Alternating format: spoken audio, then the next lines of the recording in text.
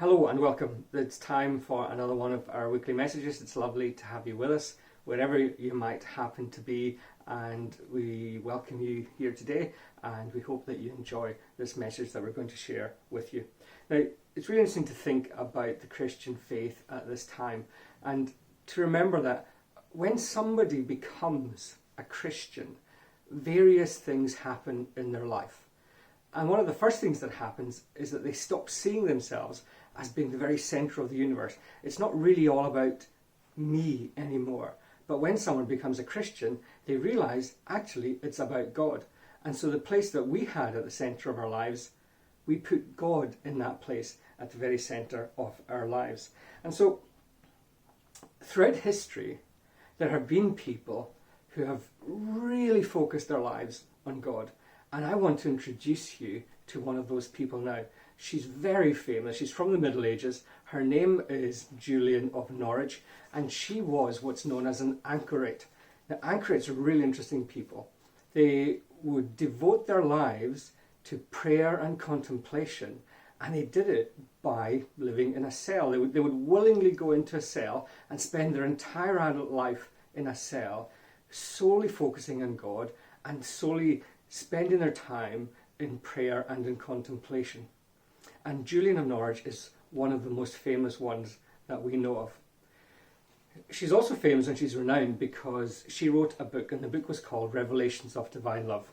And this book is the earliest currently existing work of an authoress in English. So her book is the first book that we have written in English. And even today, thousands and perhaps millions of people read her book all over the world.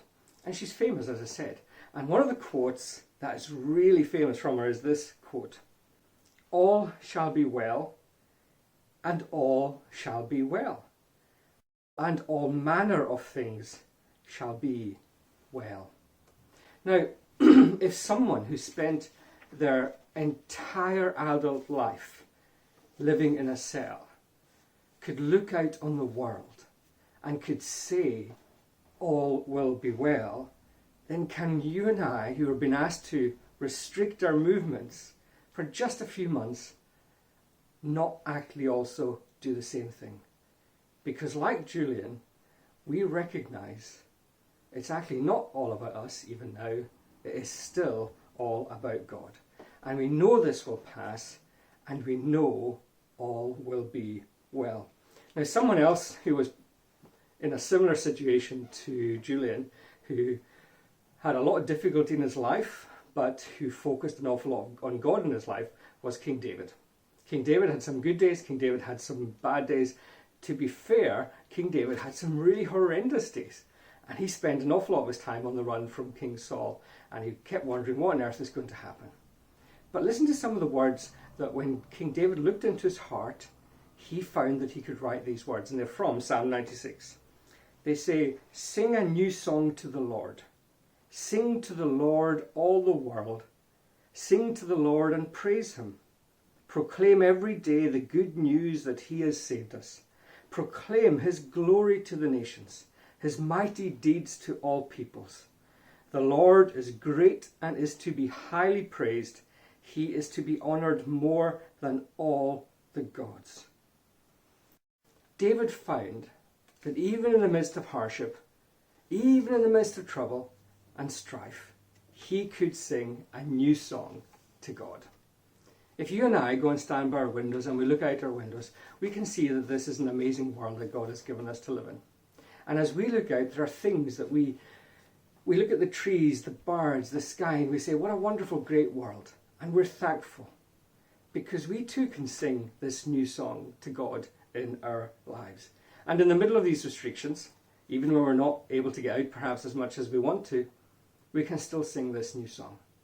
So that's one of the challenges for us in this. That as we remember, it's not about us. It's actually still all about God. We recognise that God calls us to sing this new song. And we recognise that we are still blessed, even though we might have to work just that wee bit harder to remind ourselves of how blessed we actually are. Thank you very much for tuning in. We hope and pray that this will have encouraged you a wee bit.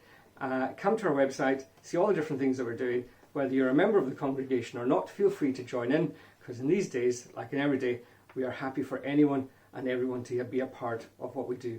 God bless you all. Thank you very much.